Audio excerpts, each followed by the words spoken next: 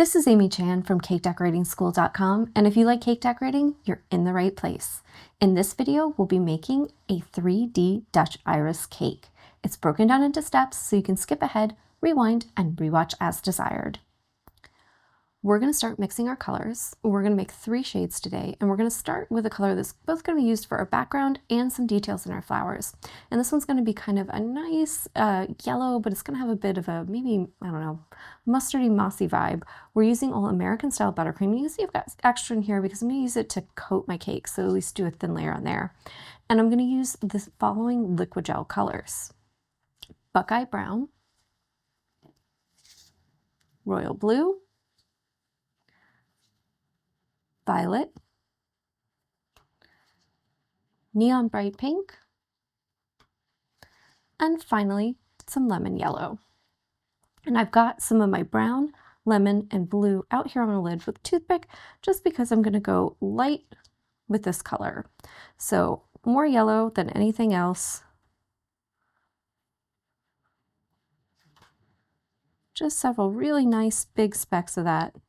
So we want to make sure it feels like a yellow, and just tiny touch of that blue and a tiny touch of that brown. We're going to give it a mix around, see if we like it, and if we need to do any adjusting.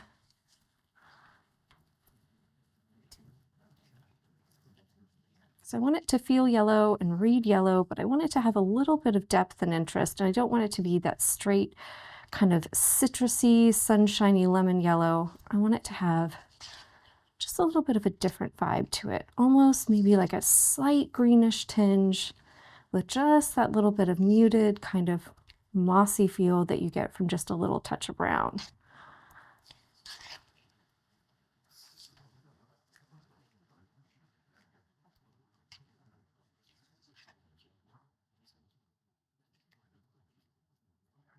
I think we're starting to get there. I think just a little more of my yellow.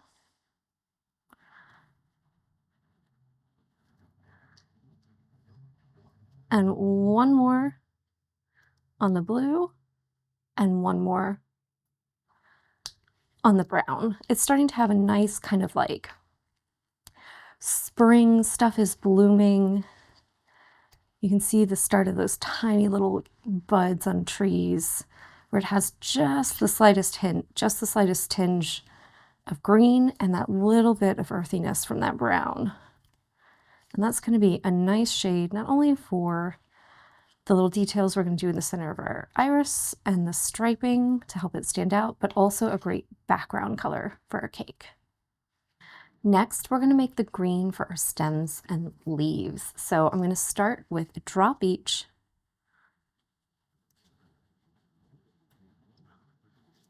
So approximately equal amounts of my blue and my yellow. And I just want to give it that same vibe as my other color. So I'm going to give it a nice little healthy speck of that brown. And I want this color to be more intense. It's going to be on top of that yellow as a background. So I really want to make sure that 1, it reads as green, but 2, it's a much more intensely saturated hue so that it'll really pop off that yellow color, because yellow and green are really close to each other on that color wheel. We want to make sure that there's a lot of difference between the colors and make sure that they really read next to each other so that our details stand out, because we're going to do all this work piping. We want to make sure people can actually see it and appreciate it. So I like the general intensity of it. I think I just want to give it a little more brown and we should be good to go.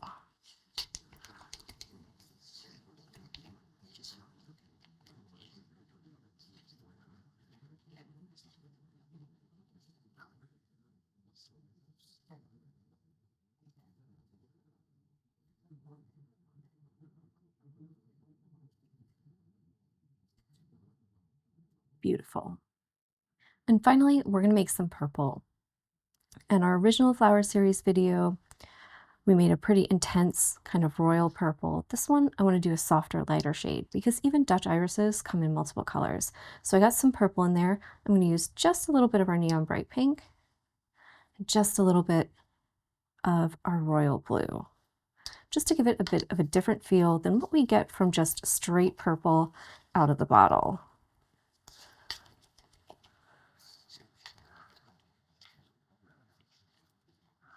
Want it to have maybe a bit of a kind of icy, cool vibe, a little bit of a light periwinkle feel. And I like where we're going. I think we just need maybe a little bit more of our purple and our pink because we're feeling just a tiny bit blue right now.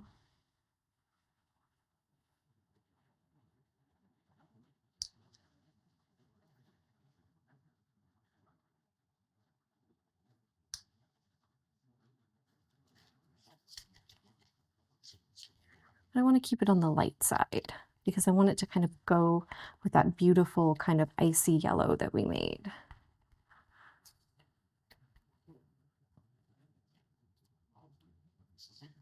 That is gorgeous. It's a nice, beautiful light purple. It's soft. It's not the violet that comes straight from the bottle. We've got a little bit of that blue and a little bit of pink in there just to give it a little something different, and it looks lovely. For this lesson, we're going to use 4 pastry bags. They're all 12-inch disposable. You can use whatever you like, and you'll see we're using 2 of them with couplers where we're going to need to change tips. The first is a bag with purple that's striped at the bottom with some yellow. And if you are new to bag striping, you can check out our video on bag striping where we cover this 2-color combination load. We're just doing it at the bottom, that nice little stripe of color, so we get a hit of yellow at the center of our petals. And so you can see that bottom is the, here we go, the fat end of the tip. So we've lined our yellow up with the fat end of the opening of our tip, and the majority of it, including the top, is all purple. So that's going to give us purple on the outside of our petals and yellow on the center. Our second bag is loaded with just yellow, and we're using it with a number 3 tip. Our next bag has our green in it. We're going to start out with a number 7. If you don't have that, you can easily use an 8 as well. You just want a nice large round opening for this. We're going to be using it for stems. We're also going to use it with a number 104. Our final bag has just purple in it. We're going to start out with a number 5, and we'll also use a 104 for this bag as well. We're going to do a quick review of the techniques we're going to use for this Dutch iris cake, and we're going to start with dots. We're using these as a form of support under some of the petals on our Dutch irises, and you want to be above the surface. In this case, it's going to be on our nail, holding that bag straight up and down, squeeze, let that frosting balloon out, reach a nice full size, stop, and circle around. We're also going to pipe a support ring with our number 5. And this one we're going to do on our nail. So we're going to use the spinning action of our nail to pipe a nice little circle, or approximately one. It doesn't have to be perfect. The key here is just to be up above the surface, enough for that frosting to come out, squeeze, and as we start squeezing, we're going to rotate. And the rotating action of the nail means we won't even have to move the bag while we're doing it on there. We can just squeeze and hold still while we turn. We're going to make 2 types of petals for this Dutch iris. The first is a spade, and the second is going to be some uprights. But for the spade, we want to start so that the tip opening is kind of lined up with that bottom shape that we want to make. So that bottom kind of curve, it's kind of angled out. So you'll see we've got the fat end anchored towards the center. The skinny end is pointing out at a bit of a nice little angle. And that way, when we pull out, we can come to a point. And then when we're on our nail, we're going to rotate and pull back. So it's a little less graceful on the tray, and I have to kind of rotate the tray and twist my hand in an awkward position to get it. But you can see on our nail, we're going to go out a little bit, rotate the back of the bag and pull up. When we get to that point, we'll rotate our nail a little bit so then it's easy to pull back, out and around. Our second kind of petals are going to be upright petals. We're also using a 104. We're using our bag of plain purple for these. And you want to think about a nice high arc motion. So think about pulling up, just curving over a little bit and pulling straight back down. And to practice them on our tray, we're just gonna go like that. In real life, we're gonna use all the other things that we've done, making these cute little supports, the other petals, to help these stand up. So when we're on our nail, we're gonna have the bag so that that tip is pointed straight up, and we're gonna pull up and down, and that's gonna give us little petals that stand up for us and create those center petals on our Dutch iris. For our stamens for this one, we're using a number 3 tip. We're gonna do nice little spikes, so think dot, but keep squeezing as you pull up. And that is gonna give us nice little frilly spikes for our center. And we're gonna start with one in the middle, do a nice grouping, and that's also gonna act as a support system for our upright petals because they'll be in there as a nice little mass, providing a little extra security. For our stems, we're using a number 7. If you don't have that, an 8 will do. Just think anything that's a nice large number that's gonna give you a nice bold fat line. We're gonna be on the side of our cake, so we're gonna use a 45-degree angle with the bag, and we're just gonna glide right there, barely touching the surface, maybe just above it. So think about squeezing, letting that frosting connect, and then immediately moving just above the surface. So you're piping a nice, beautiful, smooth line for yourself. For the sepals on this one, we're going to use that same bag, same tip that we use for our stems, and we want to think about making teardrop shapes. And I'm going to make maybe a regular one. So think about just pulling at an angle, and then an exaggerated one that has a bit of a curve to it. So think about a bit of an S curve, and that's going to build up the kind of look of those kind of papery, beautiful sepals they have underneath where they kind of open up, and it leaves that kind of bulky buildup underneath the bottom of an iris. I don't even know what to call it, but it has kind of a little characteristic look of almost like fabric folds to it. So we want to do a straight teardrop, just kind of at an angle, and a nice little S curve one, and that's going to give us the look of the base of an iris. For the leaves on this one, irises have long, broad, flat leaves. So we're going to use our 104, and we're going to start at the bottom of our cake when we're doing these, and we're going to pull straight up, and when we want to end it, we're just going to rotate the tip and pull up, and that should give us a nice little curve and taper at the top of our little leaves. And obviously I just did a short one here on the tray. We're going to pull up the side of the cake so you can make them as short or as long as you want to. For the look of some buds, we're going to use our 104 again. I'm going to use my plain purple, but you can even use your striped bag if you have extra in that one. And we're just going to pipe some petals on our sides. So think about regular kind of motion of a teardrop petal going up and around like that, but just kind of right there, neat and tight. Think concise little motion right on its side. And if you do a couple of those on top of each other, it'll give you the look of some tightly folded or still tightly coiled petals that once we put a little sepal on the bottom of and a stem will give us the look of a nice little bud. We're going to start working on our irises. So we'll do a little piping and maybe a little review for you. If you haven't already, watch our flower series video on the Dutch irises for a more detailed explanation of these. But we're starting with our bag that has our number 5 tip on it, just our plain purple, and we're going to do our little rings. So I'm going to line myself up in the middle and just come out a little bit. So I've got space in the center, squeeze as I turn, and give myself that nice little ring. It's time for dots. The first one is going to fill in the center. So nice number 5 dot, big squeeze, fill that up and circle around. Now I'm going to go on my template and do one at each of those lines that marks it in thirds. And it's okay if it overlaps onto your ring a little bit. That's actually kind of desirable. It'll give you a little bit more of a connection and a little more support.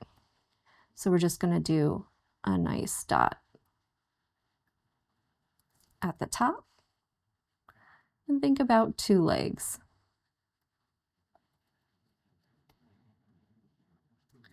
Just let them smash into that ring a tiny touch, really overlap and make a good connection.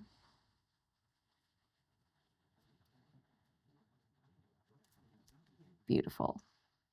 Now I've grabbed my bag with my 104 that's striped with the yellow in the center, and we're going to put on 3 petals. We're going to do them right on top of those 3 dots that we did on the outside of our ring. So I'm going to start up here at the top.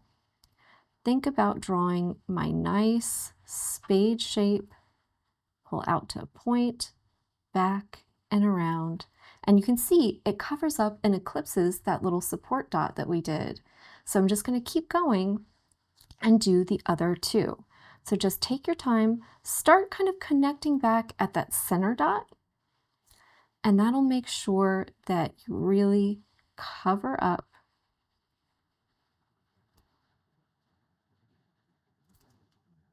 that dot and give you a really beautiful look. So just take your time, go one at a time, get in there, get yourself lined up, pull to a point, rotate and pull back. And you can see, because we have the dot in the middle, if you have even a little bit of a gap in some of your petals, it's not really a big deal because you're going to get a little purple there in the center. So don't worry too much about that. Just worry about making sure they really cover up those dots underneath. And you can see it did a good job. They're barely peeking through, and we get the look of these nice draped over petals that have a great support for that middle where it kind of puffs up for us and it has some good volume to it. We're going to come in the middle and just fill in that middle area that's left with some stamens. So just start right in the center, pull a nice good spike straight up, and then go all the way around. So just fill up that area in the middle to the base of those petals and give yourself some nice little spikes. And this is going to help to support, because you see now we have a nice little clump, the petals that we're going to put on next. Now it's time for our upright petals. We're going to do each of these in between, so think offset from your first set of petals. So you'll go 3 of these. So just set yourself up. I'm at a 45-degree angle. The back of the bag is kind of towards my right shoulder. And I'm just going to put that fat end, that base, right at the base, right at the edge of one of my petals where it meets up with my stamens, and just pull straight up and down. And you can see that gives me that nice little upright petal. So just squeak right in there with each one of those. So nice tiny up and down motion, barely moving at all. And you can see that almost completely encloses those beautiful little stamens we did. And those petals are nice and supported, but they have a beautiful little upright look. And it gives us that great look of a wonderful little Dutch iris. I've piped my first one. I'm going to use 2 more for this design. So I want to slide this off my nail and do 2 more of these, get it onto a tray and have them nice and chilled and firm so that they're easy to peel off the paper and place on our cakes. It's time to cover our cake. We've got 2 4-inch rounds that I've leveled off the tops, filled between with buttercream, and given a nice solid coat of white buttercream. So we've got it chilled, it's nice and firm, so it's going to be easy for us to lay on our color on top. So I'm just going to take a little bit of that great yellow that we made, give it a big dollop on top so that it's easy to work with, and just use my spatula to gently smooth that out.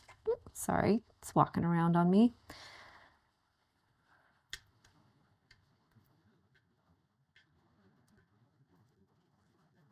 Once I get a nice smooth application there, I'll move on to the sides. And just make sure you take it out past the sides.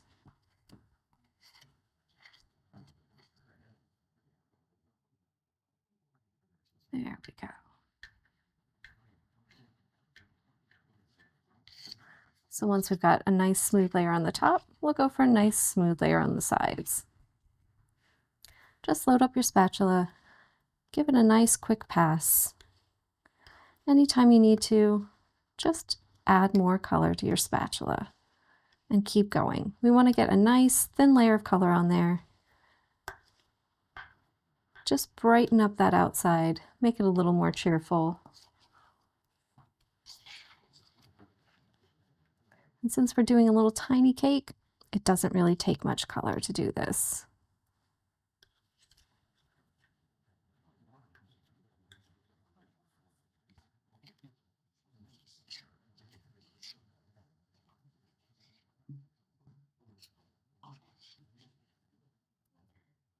it also doesn't take very much time. That's one of the little joys about working on small cakes for practice, is that they take a lot less time than really big ones do. So you can have a lot of fun with them without using a ton of ingredients or taking up too much time. You can get some great practice in on your skills. So once I've got that all covered with my spatula, I'm just going to use my bowl scraper and my bench scraper just to give it a nice light pass. Just help even things out, smooth things up. Bowl scraper's nice and flexible, so it'll help push into any little dips and divots. And that bench scraper, it's got that nice right angle, so you can just let it rest on your board and coast around and just really straighten up those sides. If you've never done this before, you might get some ghosting or show through, something that maybe needs an extra pass. If that happens, just stick it in the refrigerator, let it chill up so it's nice and firm and easy to work on, and then go over it again and fill in any little dips, divots, or areas where maybe things aren't quite straight or level. And you can see, just as a finishing touch, I'm just taking my spatula, lightly swiping towards myself as I turn my turntable. Blade just kind of opened up so I can just see the bottom of it, and then I'll just kind of smooth off that top just like sandpaper and give you a nice beautiful surface to put your flowers on.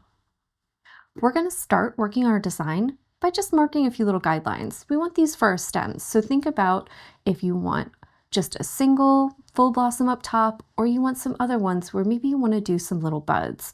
And I'm just going to kind of gently make kind of like nice lines that have just a slight subtle curve to them. So not perfectly straight up, just a tiny bit of a lean. And I just want to kind of judge my placement there for those 3 irises. So they're approximately equal spaced apart. And on some of my little groupings, there's going to be 3 of them. I'll do 2 stems. And on some, I'll do 3. And I just want to kind of give them a little space between for my buds to exist, and a few leaves as well. So I'm going to go ahead and do 2 other groupings and try and get that one stem that goes all the way to the top approximately equal spaced apart so that I can line up my irises with a pleasing arrangement. We've marked our lines, so now it's time to pipe them. I've got my bag of green. I have my number 7 on it. Remember, if you don't have a 7, use a similar size, like an 8 or a 9, just a large round. And I'm going to start at the bottom because I find it easier to pull up. It's more natural for me, but play around and see what you like best. Bag is at 45 degrees, so think in relation to the cake. And we're going to start here at the bottom. Just squeeze and gently glide along the surface and follow your little line. If you get a gap, don't worry about it, especially if it's there at the bottom. Just take care of any loose ends. That one's actually going to get covered up by a leaf, so I don't even need to fix it. It's not a problem. And I'm going to go in and do the other 2 as part of this arrangement. So just nice and gentle. You'll notice I brace my forearm right here on my turntable just to give myself a little extra support, and I've got a hold of it with my other hand. You can also use a finger right underneath your wrist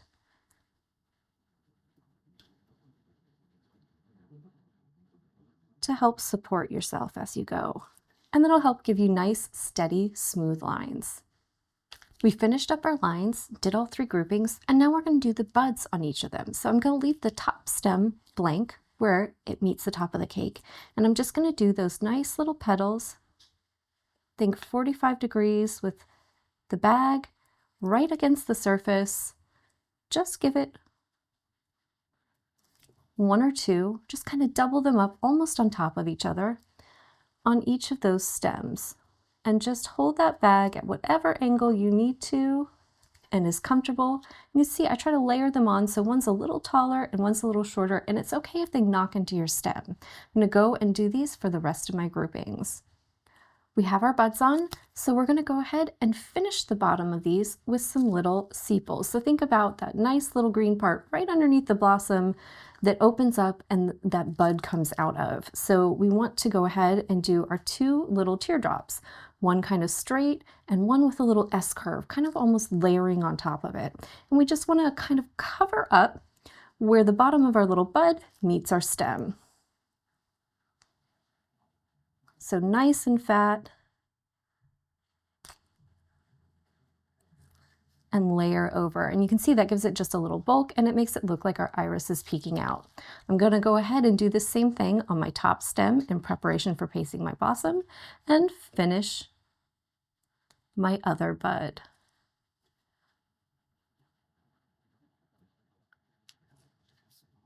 Beautiful. And just get in there and whatever angle works best for you, and cover up the base of those irises. Now it's time for leaves. We've got our 104 tip on our bag of green, and we're just going to start right there at the bottom, pull up, and remember to angle, rotate your wrist, and pull up to make a nice little point, and go nice and slow. We want to give that frosting time to come out and produce a nice solid fat ribbon for us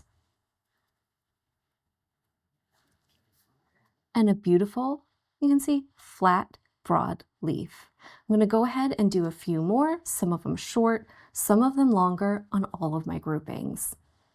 Now it's time to place our irises. I'm just going to use a little bit of extra purple. It can be from either bag, just to give myself a little dot there at the base so it's easy to place my blossoms. I'll slide a little palette knife underneath them, and they should be easy to lift up and drop into place. And if you need to, you can rearrange them, turn, twist them until you get them just where you want them, that perfect orientation. I just like to make sure that they're lined up with my little tops there so that they make sense for me. And typically I like to twist them so I get 2 little petals, one hanging off of each side. I'm going to go ahead and place my irises on top of my other arrangements. And there we have our completed 3D Dutch iris design. You can see it only took a few sweet little perfect blossoms to finish our cake off, just 3. The rest are just simple techniques for the buds, stems, and leaves to give it that beautiful look. We used some nice contrasting colors to give it a nice vibrant pop. Even though our flowers are a nice pastel shade, they really are set off by the other colors we used, the medium tone green, that kind of muted acidic yellow. It really makes them stand out even though they're a soft shade. So this is a great one for both spring or summer, and you can really have fun with the different colors on the Dutch irises as well. That's all for this lesson on our 3D Dutch iris cake. If you enjoyed this one, maybe try checking out another 3D cake design, like our beautiful hydrangea. Or if you want more iris action, try checking out our flower series on Japanese irises. If you enjoyed this video and you'd like more about the cake decorating materials and equipment we use, or just some inspirational videos about cake decorating itself, you can follow us on Insta or YouTube at Cake Decorating School. If you'd like to know more about yearly membership and what it entails, you can go to www.cakedecoratingschool.com for more information. And if you're interested in these products, you can check the links in the description.